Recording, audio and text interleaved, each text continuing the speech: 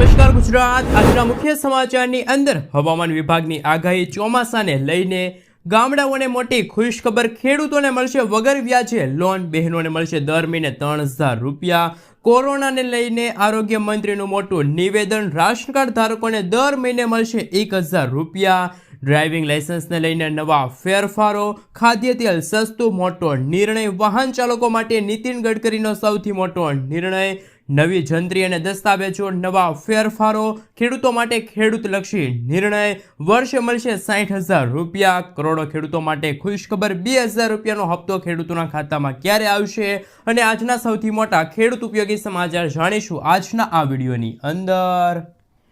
મિત્રો, દરેક સમાચાર, દરેક માહિતી જણાવીએ એ પહેલાં ગુજરાતના જે પણ મિત્રો ચેનલ પર જો પહેલી વાર આવ્યા હોય તો મિત્રો ખાસ કરીને વિડીયોને એક લાઇક કરી ચેનલને સબસ્ક્રાઇબ કરવાનું ભૂલતા નહીં। સાથે આજનો આ વિડીયો છે જેને અંત સુધી જોતા રહેજો। મિત્રો, ત્યાં તાજા અને હવામાન સમાચાર વિશે વાત કરીએ તો ગુજરાતમાં હાલ ભારે વરસાદની કોઈ શક્યતા નથી। હવામાન વિભાગના જણાવ્યા મુજબ રાજ્યના દરિયાઈ કાંઠાના વિસ્તારોમાં આગામી દિવસો સુધી વરસાદ પડી શકે છે। આ સાથે થોડા દિવસોમાં ચોમાસાનું આગમન થઈ શકે છે। 12 જૂનના રોજ દમણ, દાદરાનગર હવેલી, અમરેલી, ભાવનગર, સોમનાથ, તાપી, વલસાડ, નવસારીમાં હળવા વરસાદ પડી શકે છે। આ સાથે મિત્રો અરબી સમુદ્ર અને બંગાળની ખાડીમાં નવી વરસાદી સિસ્ટમ સક્રિય થશે, જેથી મુંબઈ અને મહારાષ્ટ્રમાં ભારે વરસાદની શક્યતા છે। 12 થી લઈને 15 જૂન દરમિયાન દક્ષિણ ગુજરાત, દક્ષિણ સૌરાષ્ટ્ર અને મધ્ય ગુજરાતમાં ભારે વરસાદની ચેતવણી જારી કરવામાં આવી છે।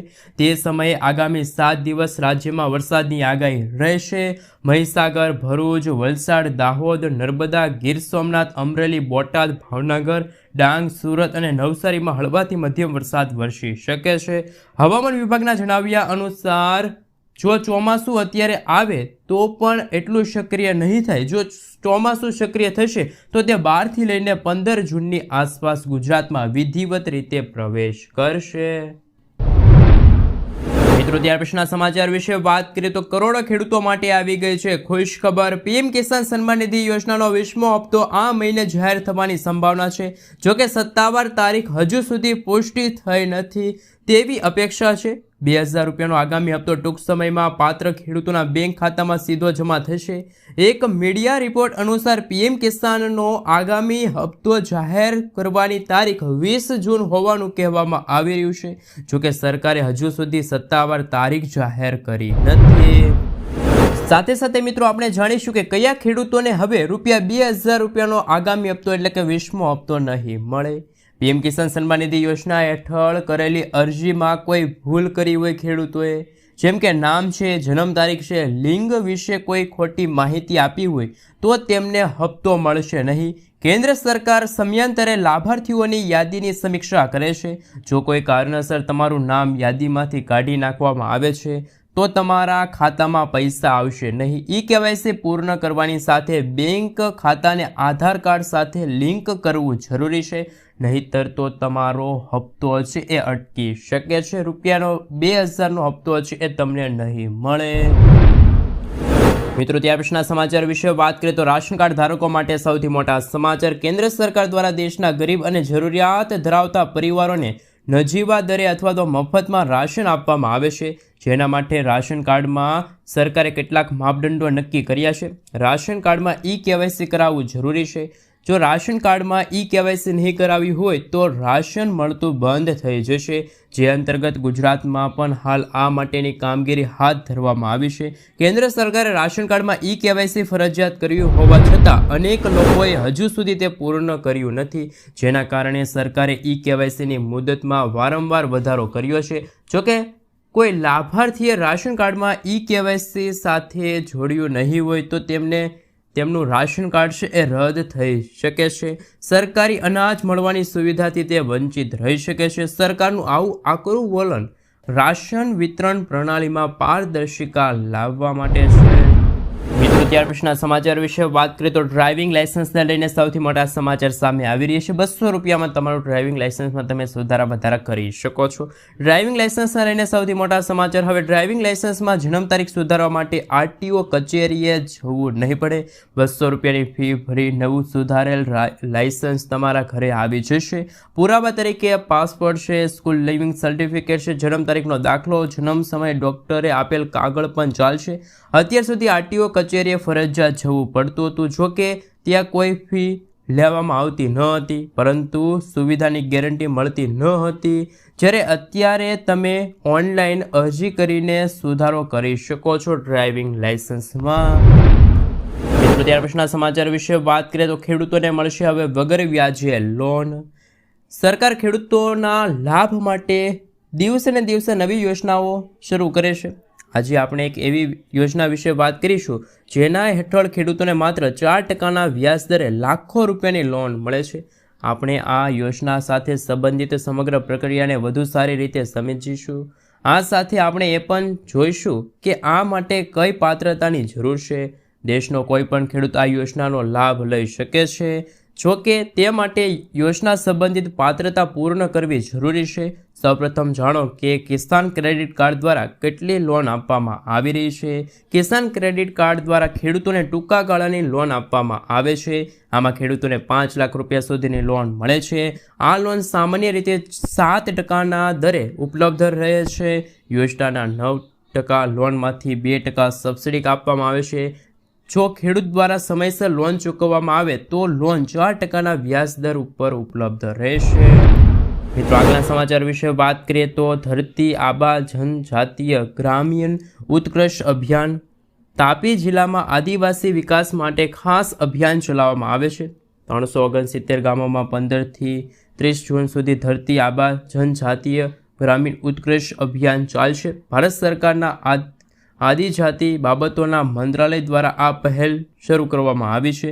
આદિવાસી સમુદાયને આધાર કાર્ડ, આયુષ્માન ભારત કાર્ડ, જાતિનું પ્રમાણપત્ર અને પીએમ કિસાન જેવી યોજનાનો લાભ મળી રહે તે માટે આ વિશેષ વ્યવસ્થા કરવામાં આવી રહી છે.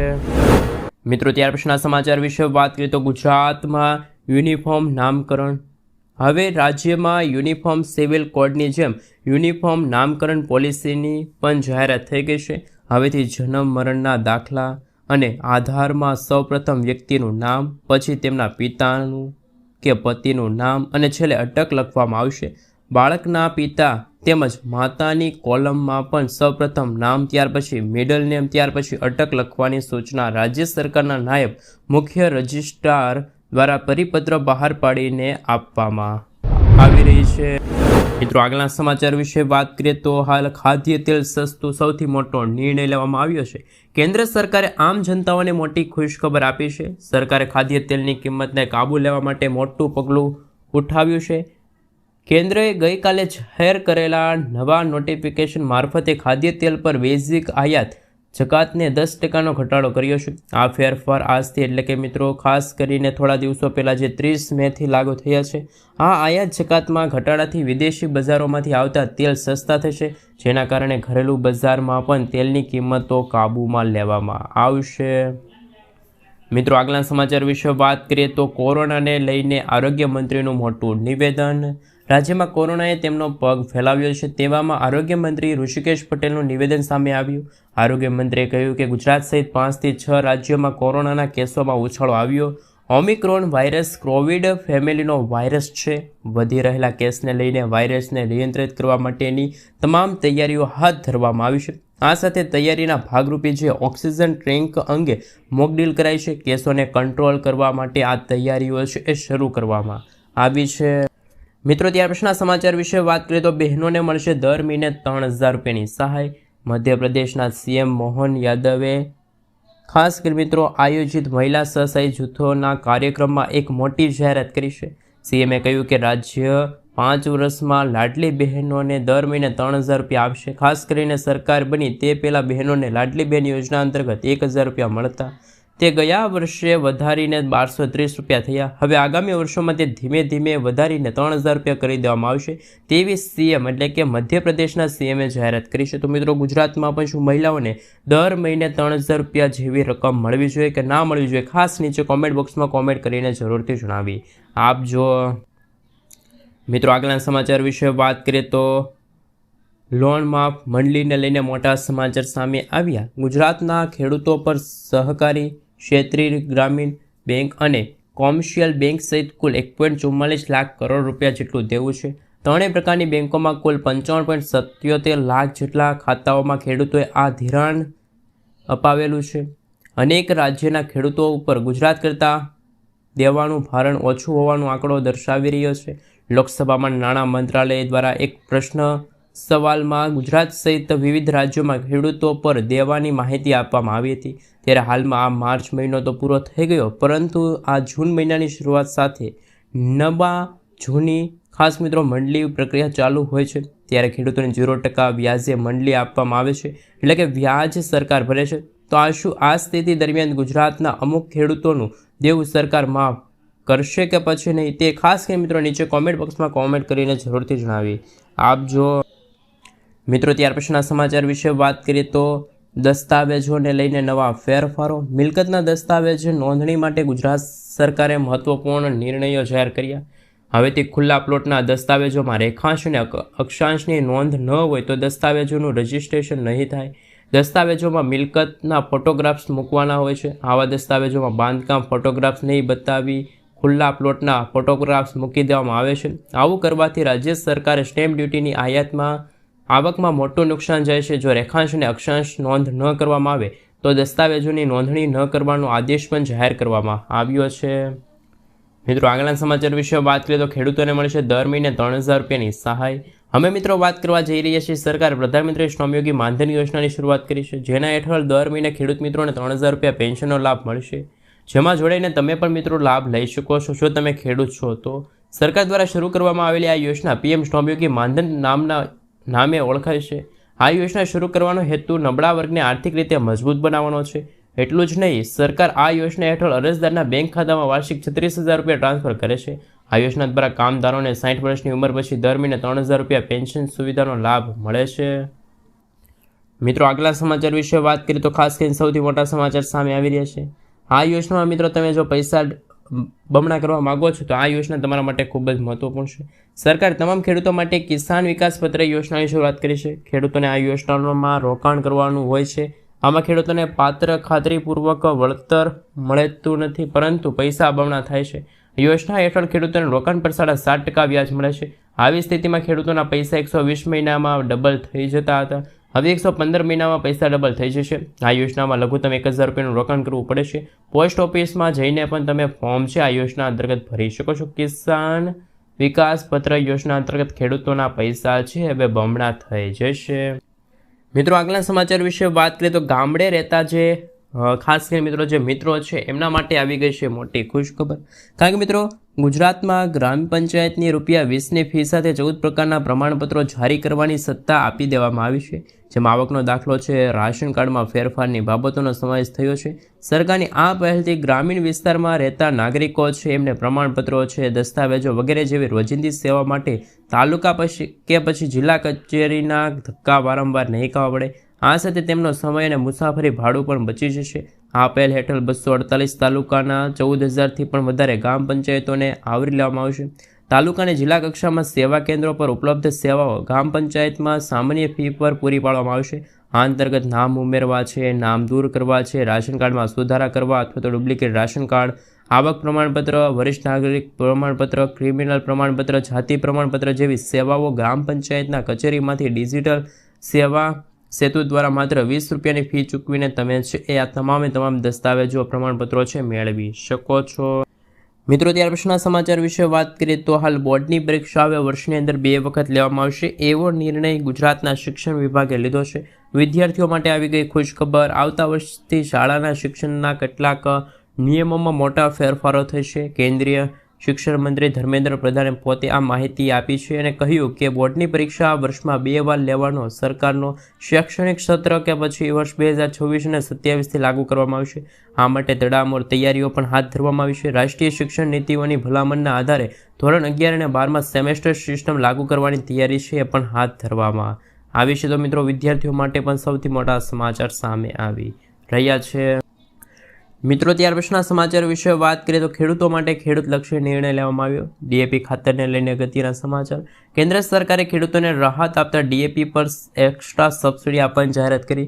કેબિનેટમાં લેવાયેલા નિર્ણય અંગે આપેલા કેન્દ્રીય મંત્રી અશ્વિની વૈષ્ણવે કહ્યું કે ખાસ મિત્રો મોદી સરકારે ડીએપી માટે 3800 કરોડ રૂપિયાના one time special subsidy package જાહેર કર્યું। મોદી સરકારના આ નિર્ણયથી ખેડૂતો માટે ડીએપીના ભાવ યથાવત રહેશે, એટલે કે ખેડૂતોને 50% ડીએપી ખાતરની થેલી માત્ર 1350 રૂપિયા મળશે। વધારાનો ખર્ચ સરકાર ભોગવશે। કેન્દ્રીય મંત્રીએ કહ્યું કે વૈશ્વિક બજારમાં કિંમતની અસ્થિરતા અને ભૌગોલિક રાજકીય કારણોસર ડીએપી ખાતરની વૈશ્વિક કિંમતમાં સતત વધઘટ થતો જોવા મળી રહ્યો છે। મિત્રો આગલા સમાચાર વિશે વાત કરીએ તો ખૂબ જ મહત્વપૂર્ણ સમાચાર સામે આવી રહ્યા છે। ટોલ ટેક્સને લઈને નીતિન ગડકરીની સૌથી મોટી જાહેરાત। કેન્દ્ર સરકારે નેશનલ હાઈવે પર ટોલ ચાર્જના નિયમોમાં સુધારા કરવાની સાથે નવી ટોલ નીતિઓ જાહેર કરવાની તૈયારી હાથ ધરી। કેન્દ્રીય માર્ગ પરિવહન અને હાઈવે મંત્રી નીતિન ગડકરીએ જણાવ્યું કે